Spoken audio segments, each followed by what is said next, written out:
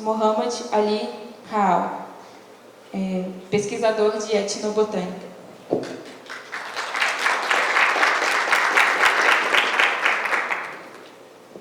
Agora eu passo a palavra para o mediador da mesa. Olá, boa tarde a todas e todos. Então, reforçando o pedido e a atenção da mesa, enfim, reforçando o convite de todo mundo que está aqui. Agradeço primeiramente a criação da mesa, mais uma vez, pelo IMEA, a coordenação do professor Gerson, toda a equipe, a Suzana, a Marta, a Fernanda, enfim. Dou os parabéns pelo evento, mais uma vez, o segundo evento que a gente fala de outros saberes, né? Outros saberes que são outros porque a gente está nesse local aqui, né? O do nosso também é um outro saber, depende de onde a gente fala. Então, estou muito feliz de estar aqui com essa mesa super rica, super diversa, né?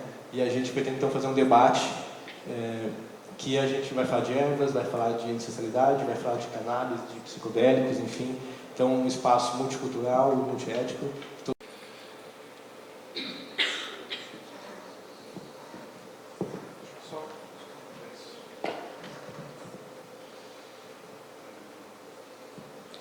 Bom, boa tarde aí a todas as pessoas e espíritos presentes nesse salão. Eu tenho assim uma certa dificuldade de fazer uma apresentação sem ler um guion, né, um texto aqui, guion, porque eu acabo dispersando demais. Então,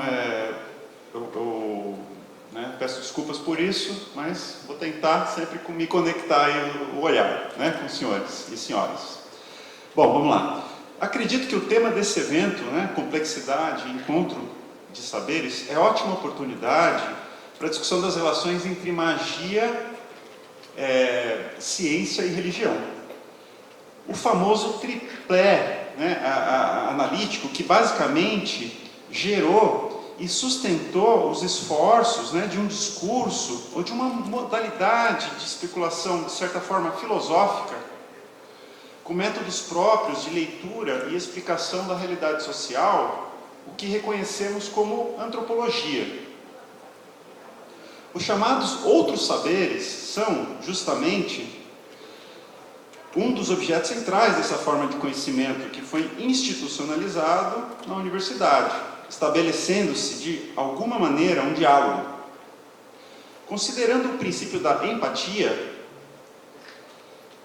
isto é, do respeito e do reconhecimento da alteridade e da diversidade de modos de pensamento e ação do ser humano em qualquer estado social, cultura e circunstância histórica.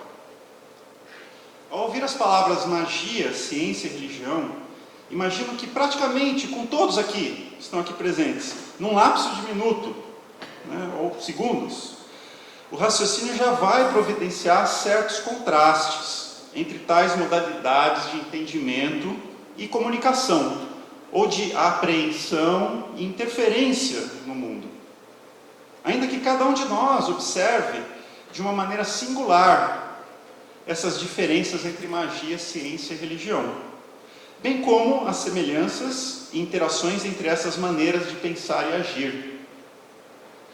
Já li algumas avaliações interessantes do olhar antropológico sobre a complexidade dos saberes e quero destacar um autor que, a meu ver, lança bastante luz para o esforço de aproximar os saberes em qualquer modalidade. O autor a que me refiro é Stanley Tambiah, T-A-M-B-I-A-H, que começou sua carreira no Sri Lanka, antigo Ceilão, né, ilha lá no sul da Índia, posteriormente ingressando no centro propriamente anglófono, Inglaterra e Estados Unidos, na academia Cambridge, inclusive, do ambiente que chamamos, né, de mundo ocidental. Simplificando muito, né, alguma coisa do que ele propôs no livro Magic, Science, Religion and the Scope of Rationality, de 1990. Magia, ciência, religião e o âmbito, ou escopo, o âmbito da racionalidade. Né? Esse é o título, né, traduzindo. Ele não tem tradução ao português que eu saiba, ou ao espanhol. Apesar de toda a tradição da antropologia, até recentemente, ter definido e aprofundado a orientação de análise conservando esse tripé magia, ciência e religião, o fato é que, em vários sentidos, essa distinção é precária ou mesmo falsa. Tambiá sugere que a nossa orientação cosmológica, a orientação em relação ao que a gente compreende de todo o cosmos, de todo indivíduo e cultura, transita entre duas perspectivas que podem se resumir nas ideias de participação e causalidade. Essas maneiras de acessar o cosmos podem ser misturadas, balanceadas e até mesmo se complementar. Na causalidade, o ego se distancia e encara o mundo, de longe. Assim. Na participação, a pessoa está dentro do mundo. De um lado, o que relacionamos mais a ciência. De outro lado, o que relacionamos mais à religião. A causalidade tem um paradigma, assim, de certa forma, quase sempre, da evolução no tempo e espaço. Opera na ação instrumental de transformar a matéria com as técnicas. Fragmenta os fenômenos e os classifica.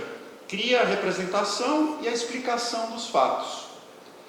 A participação procura estabelecer a linguagem da solidariedade e da união, vamos chamar, holística, bem como a continuidade no tempo e no espaço. Aí opera a interação subjetiva, em práticas como a narração de histórias, o que costumamos chamar de mitos, Mas é mais apropriado a gente dizer história mesmo. E a execução de rituais. Ao reconhecimento de padrões e a ideia de unidade cósmica dos fenômenos, considerando a perspectiva de proximidade ou adjacência, observando semelhanças e interações complexas entre todas as coisas. Para Tambiá, ambos os modos de racionalidade, a participação e a causalidade, podem ser encontradas no que entendemos por ciência, magia e religião. E o que chamamos de razão ou racionalidade, por sua vez, pode ser vista como dois movimentos distintos. De um lado, a racionalidade dos unificadores, ou seja, o modo que procura regras universais de lógica e inferência nos fenômenos, ainda que esse conhecimento racional seja considerado provisório, que é o que a ciência pensa assim. Mas também existe a perspectiva dos relativizadores, que observa múltiplas racionalidades, jogos de linguagem e estilos de razoamento compreensíveis em sua lógica interna. A análise unificadora tende a buscar os paralelos e padrões que seriam comuns entre todas as culturas e saberes. A tendência relativizadora observa a dificuldade de tradução entre as culturas e saberes. Observa o problema de aplicar o princípio da razão lógica unificante para fenômenos que identificamos como poéticos, estéticos, afetivos, místicos. Concordo com Tambiá, se bem entendi a questão que ele coloca. Não é salutar que a gente tome um partido. A pretensão universalista de explicação das culturas e a atitude relativista ao extremo são posições que impedem o próprio exercício pleno da razão. A sugestão do antropólogo indiano é de mantermos uma posição complexa, uma forma de mediação entre a ambição universalista e o cuidado relativista. Feita essa breve introdução, digamos, metodológica, vou mencionar as drogas psicodélicas a partir da minha própria experiência de vida. Eu estudo aspectos simbólicos do uso das plantas qualificadas como gatilhos extraordinários da manifestação da psique ou da alma. Essa é a etimologia de psicodélico.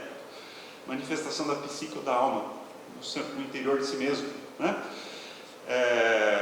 Nunca resolvi o dilema entre a perspectiva científica e existencial na aproximação com esse tipo de medicina e veneno. E eu uso essa dupla. Medicina e veneno é uma ambiguidade que eu trago em alusão ao conceito mesmo de droga. Isso vem de vários pensadores de várias partes, não só do mundo grego antigo.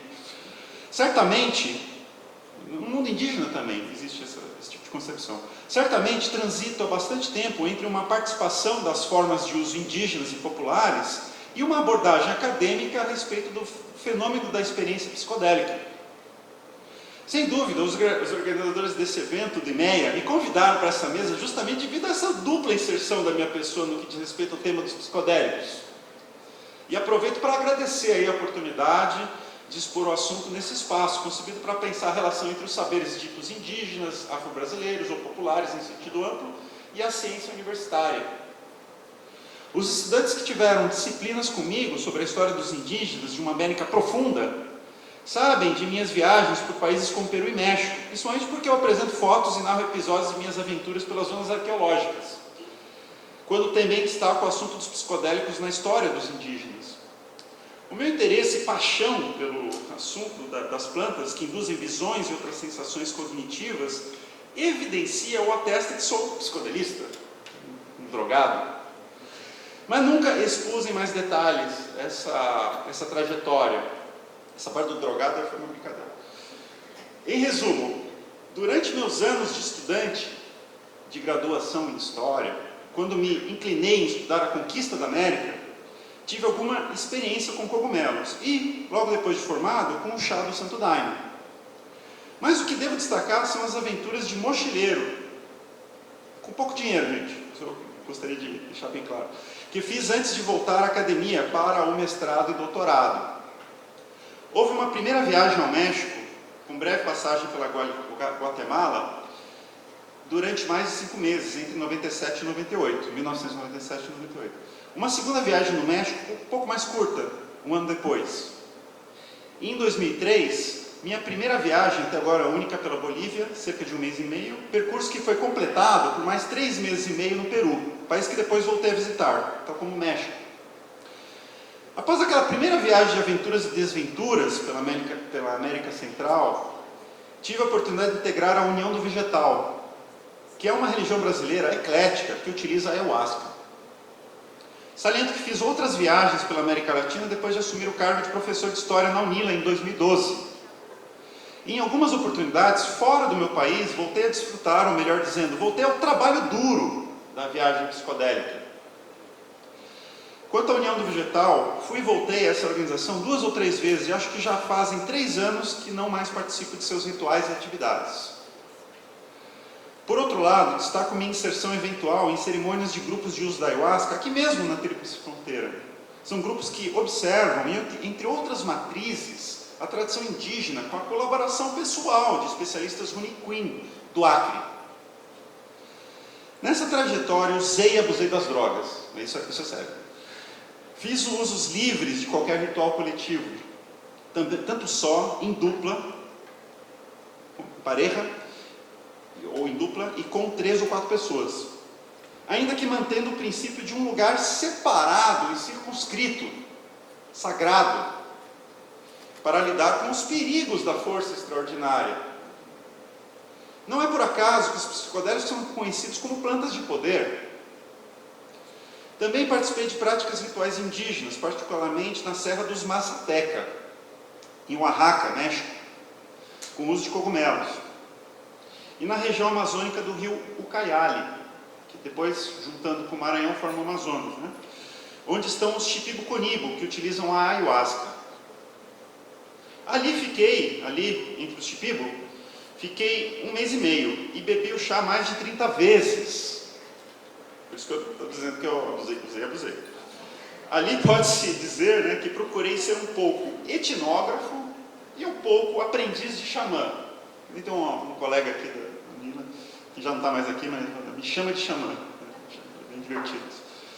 O motivo e a presença indígena também pude apreciar quando estive na caça ao cacto peyote, no deserto de São Luís Potosí, no México. Ou quando estive utilizando o parente andino dessa planta, com o mesmo princípio ativo da mescalina, cacto que é conhecido como Achuma ou São Pedro. Posso ainda mencionar uma cerimônia de ayahuasca na comunidade Guarani, próxima de Florianópolis, que na verdade é parecida com a tradição das religiões nacionais, aí, que eu estava mencionando, Santo Daime, o DV, ayahuasqueiras, e do chamado neo-xamanismo urbano. Nem concordo também com esse tipo de expressões, assim, enfim, mas só para situar, né? Como havia comentado no início dessa fala, acredito ser bem pertinente a abordagem conciliatória entre o pensamento científico e os ditos outros saberes, que na verdade são muito maiores na sua dimensão social e cultural que o conhecimento acadêmico. A proposta capitaneada por Stanley Tambiá é de fato política, porque observa o problema dos extremismos em suas formas de valorar ou de moralizar as coisas do nosso mundo. Não é bom, a meu ver, apostar tudo na propalada ciência da Universidade Federal ou da igualmente propalada ciência da União do Vegetal.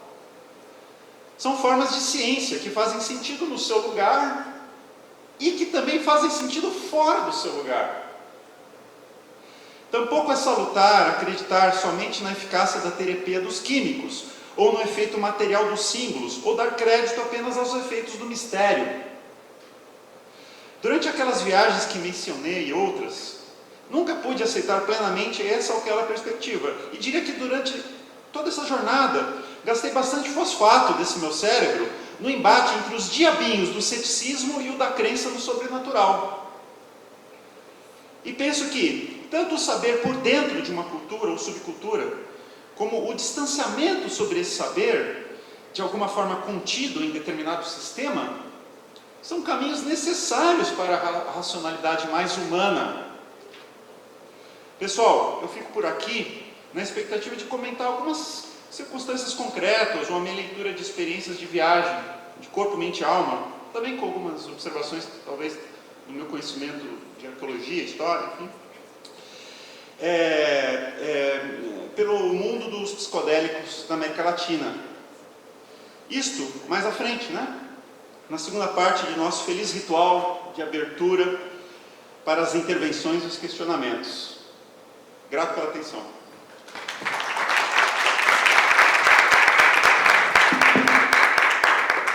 Muito obrigado, professor Alexandre, pela sua fala. Demorei muito? Não, deu exatamente, fui levantar a plaquinha e você falou, vou concluir. 15, redondo, lindo. Pois é, eu sabia, eu pensei que isso não vai acontecer, estou surpreso.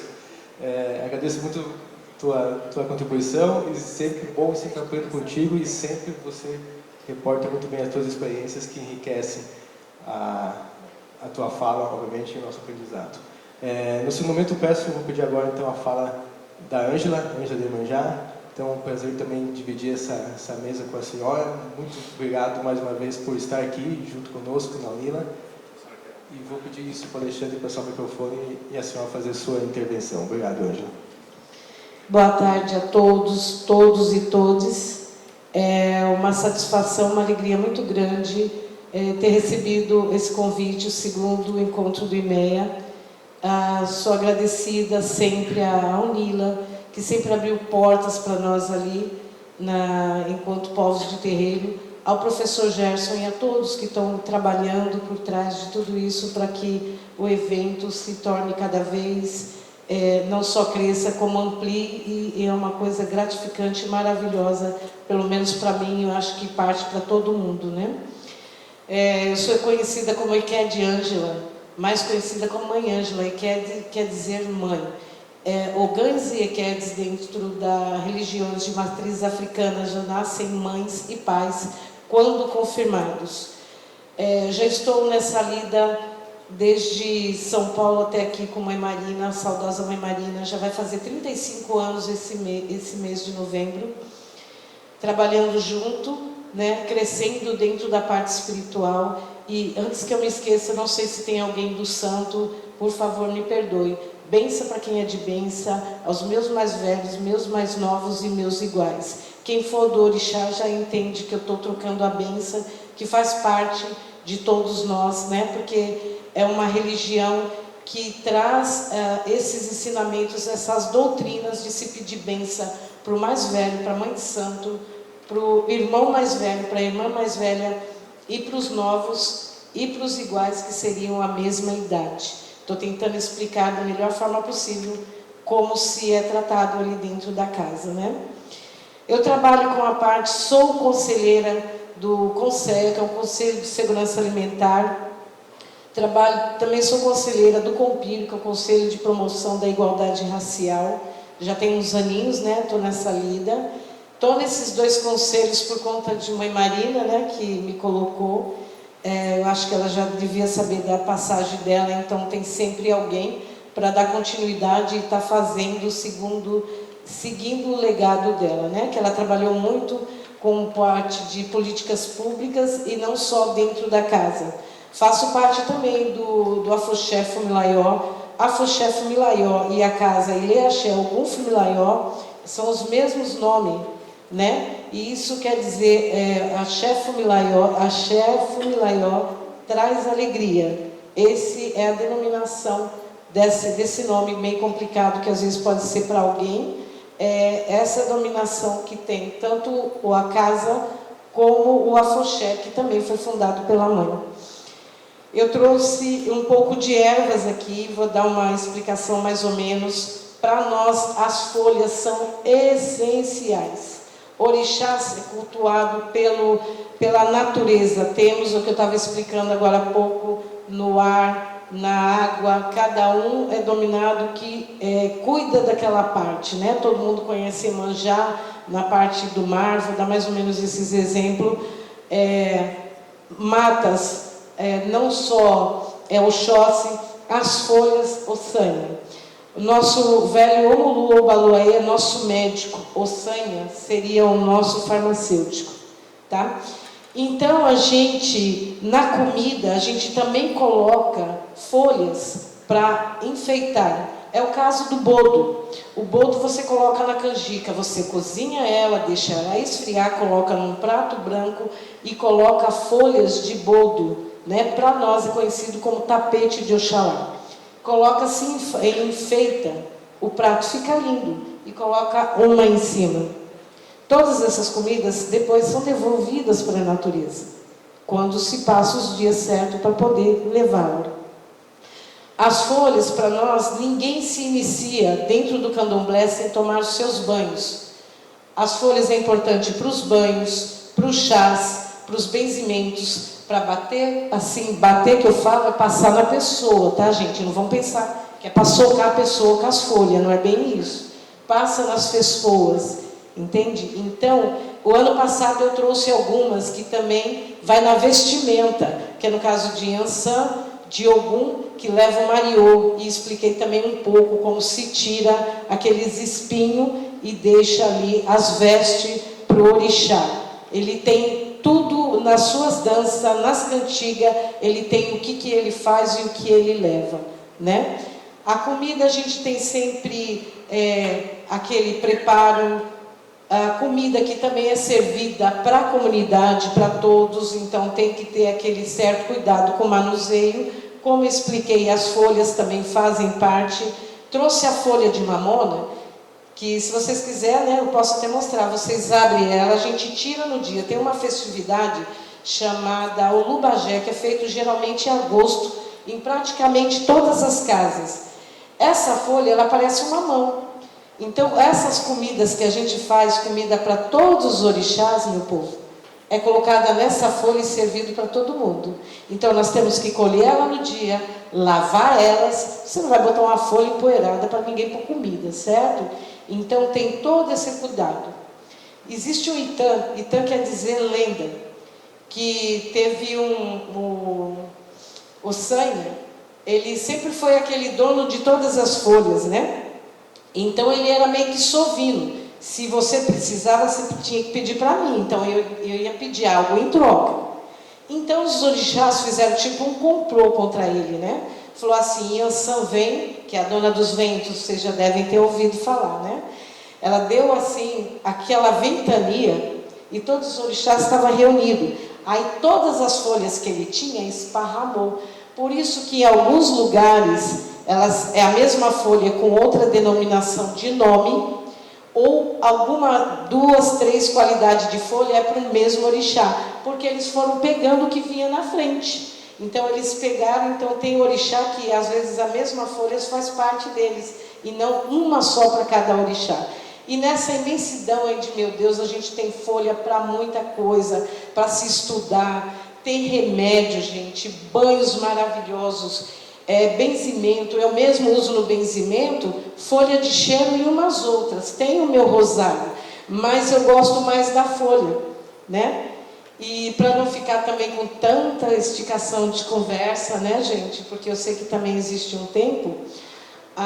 Tem uma cantiga que, para os banhos, ela é assim, maravilhosa, né? Que ela diz assim: a folha dá e a folha tira, vento deu, folha virou, todo mal a folha chupa, todo mal a folha levou. Então, para vocês entenderem, nas folhas você bebe o chá, você toma o banho, você faz uma defumação com as folhas secas, nada se perde, tudo se aproveita.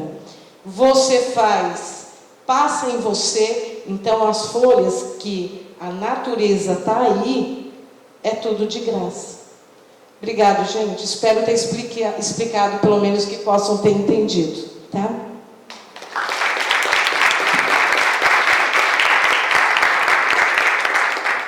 Muito obrigado, mãe Ângela, pela sua fala. Né? Daqui a pouco a gente vai, não expliquei no começo, peço desculpas, né? A gente vai ter os momentos de interação, todo mundo junto, né?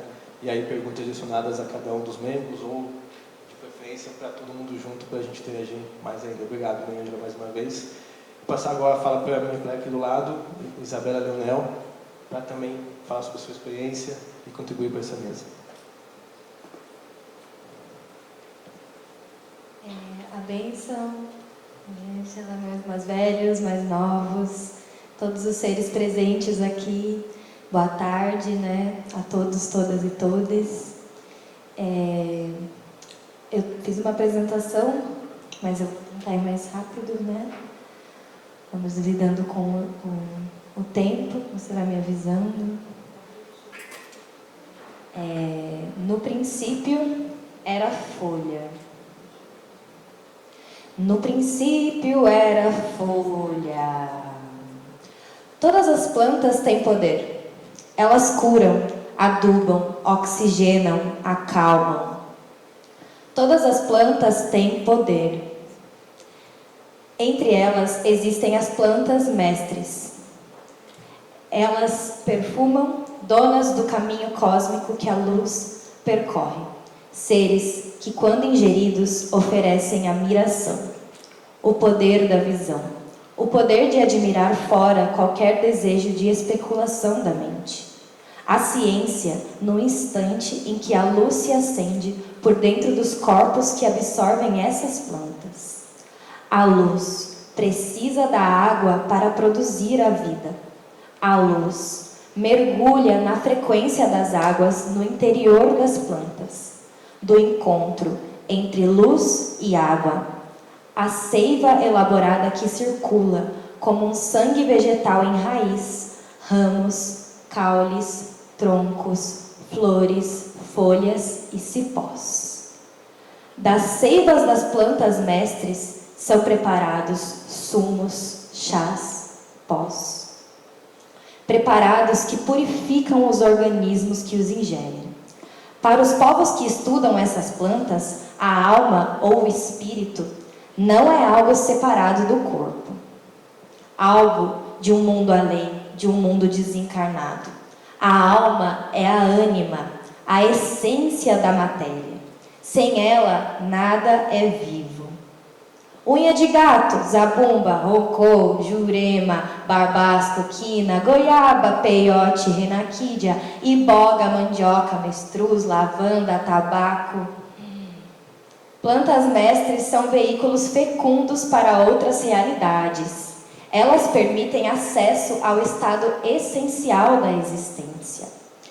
Elas abrem as portas da percepção ao microcosmos interior, ao mundo microbiológico do qual todos os corpos são feitos. Os corpos estão sempre em transformação. Somos seres multiespécies. As plantas mestres conduzem a vida do âmago dessa metamorfose. E no interior dessa essência, as plantas curam. As plantas regeneram e curam. Pindovu, Sabaúma, Baobá, Igiocé, Acocô, Odã, Orogbo, Atorim, Aguibal, Apacó. As plantas sustentam o mundo, a selva sustenta o céu.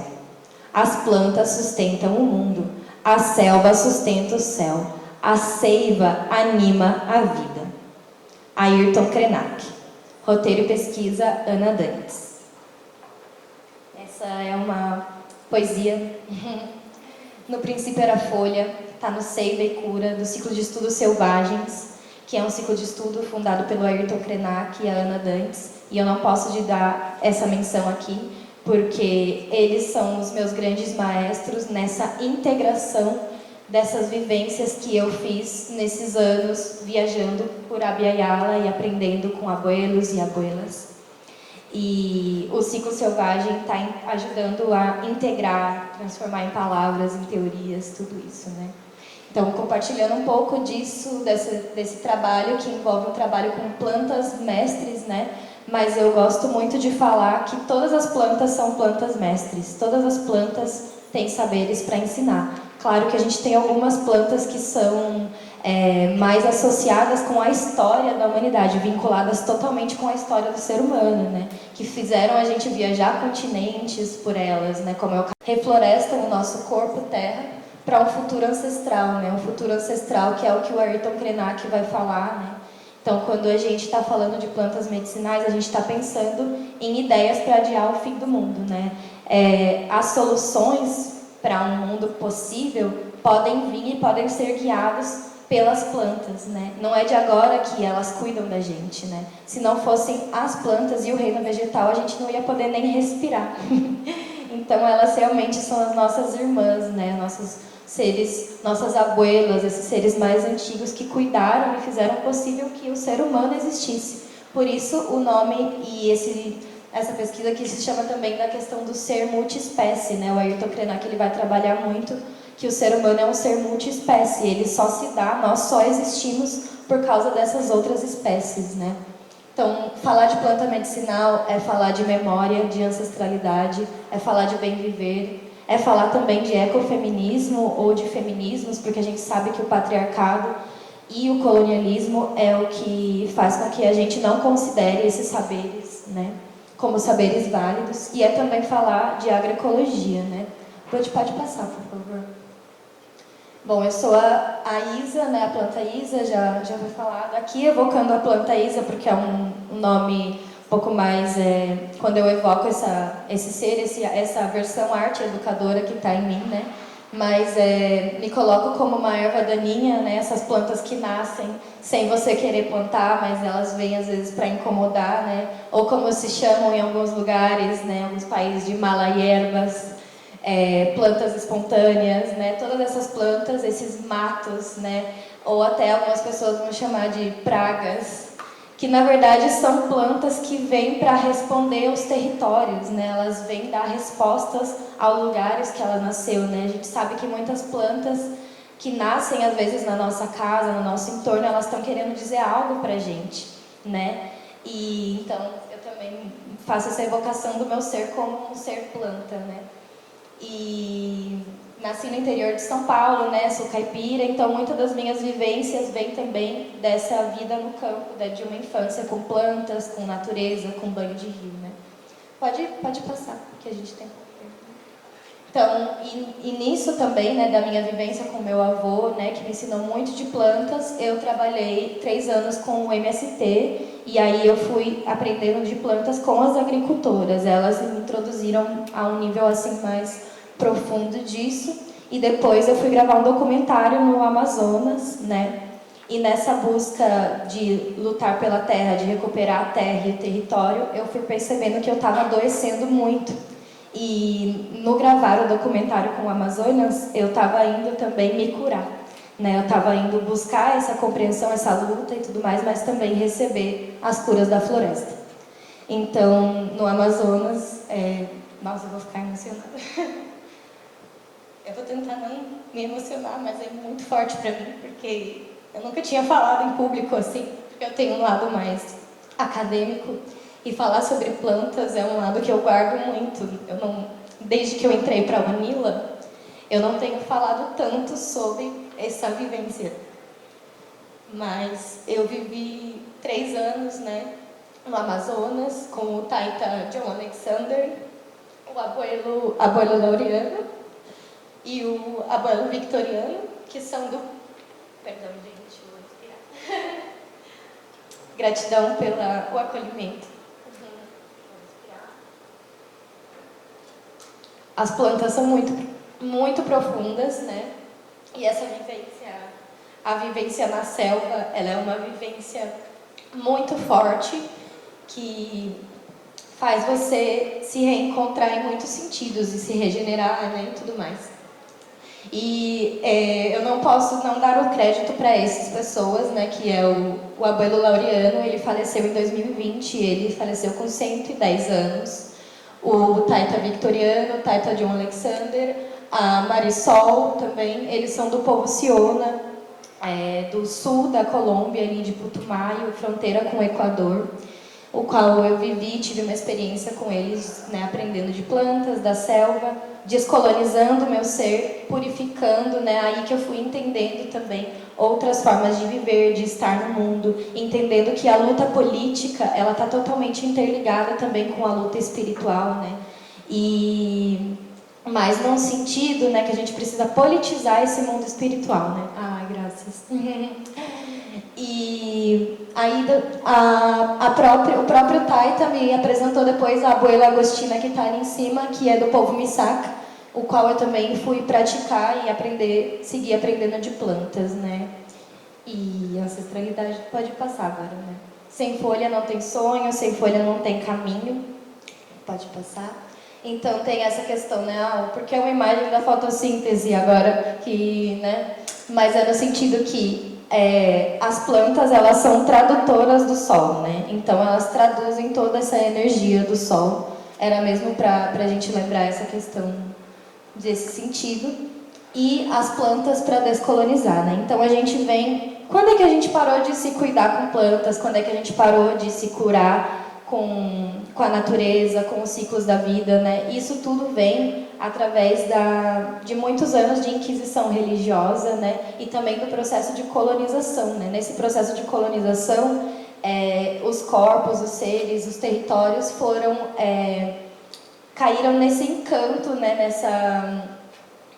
Nessa marafunda, né? De seres ruins, que são os colonizadores, que vieram com muito genocídio, civilizando, escravização, né? E matando, sobretudo, esses saberes. Então, a gente sabe que na Inquisição, muitos desses saberes foram queimados, as bruxas foram queimadas, né? E aqui também, os saberes dos povos originários, os saberes dos povos africanos também, diferentes povos que trouxeram diferentes saberes da diáspora, também foram todos ocultados, né? E esses povos têm saberes milenários e de cura e das plantas, né? Então, falar de plantas medicinais tem que ser sempre falado desde uma posição de um lugar que pense o patriarcado, a colonização e atualmente também a sociedade capitalista, que transforma toda essa forma de cura, toda a saúde em negócio, em dinheiro, né? Então a gente sabe que a indústria farmacêutica, né, está totalmente relacionada com a indústria também de agrotóxicos, né? Então eles dão pra gente um alimento cheio de veneno, né? E depois eles também dão um remédio, fármaco, né? Então a gente sabe que não está completo ali o jogo, não tem um interesse de cura, né? Então, se vier e se existir uma cura, com certeza ela não vai ser pela via do pensamento eurocêntrico branco, né? A gente realmente precisa recuperar os saberes para poder ter uma regeneração dos nossos corpos e do território, né? Então, pode passar, que não é tempo, né? A gente sabe também, outra questão é que a diversidade e a biodiversidade, quando a gente está falando de plantas medicinais, né?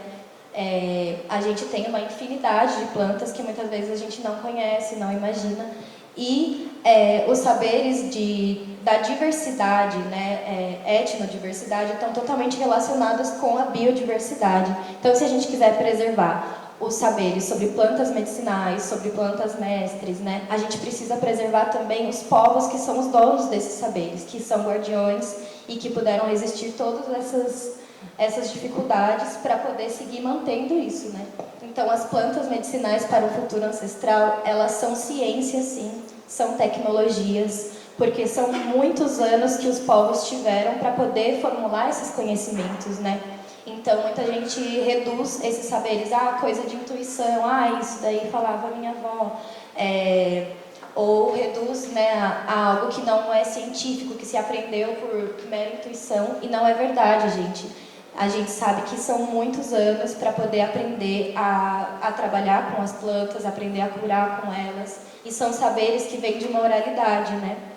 Então, isso tudo traz a que a gente valorize esses saberes como ciência e também como tecnologias, né? Porque às vezes a gente pensa que tecnologia é só aquilo que está, né, no futuro, que representa algo tecnológico no sentido, né, celular, câmera, enfim. Mas tecnologia é tudo aquilo que faz a gente conseguir viver melhor, que facilita a nossa vida, né? Então a gente sabe que para mexer com plantas a gente tem diferentes formas de mexer, de trabalhar, de conduzir, né?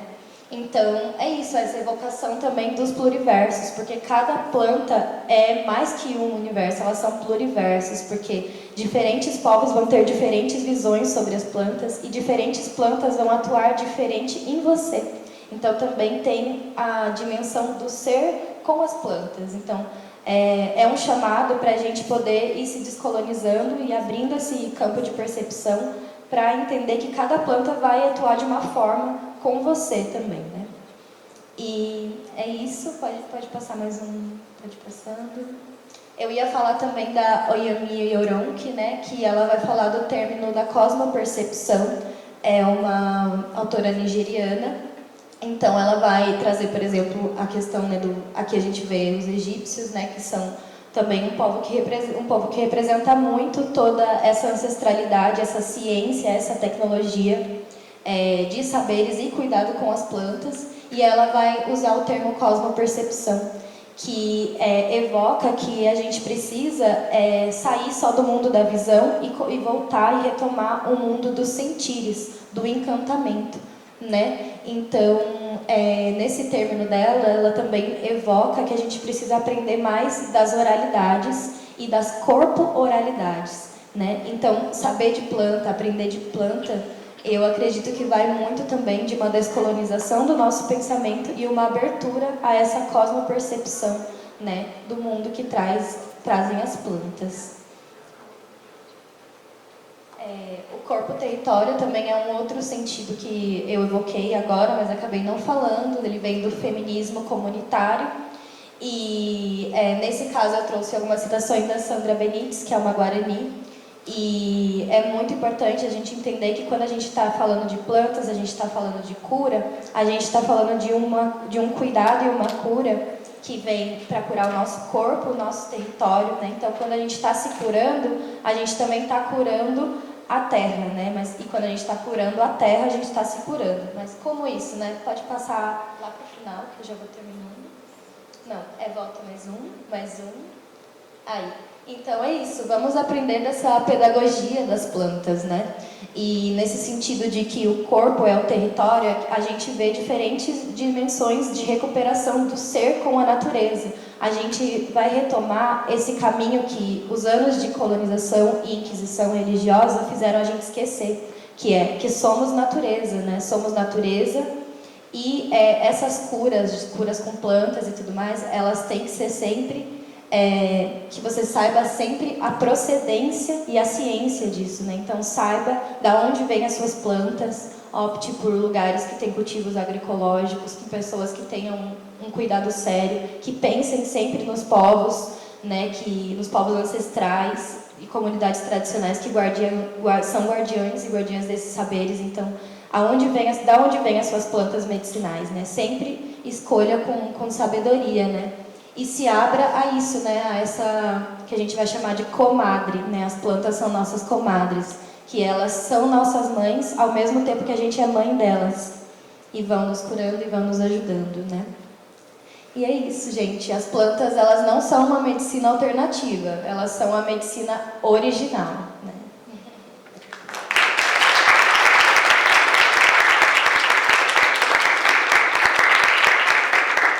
Obrigado pela fala, Isabela.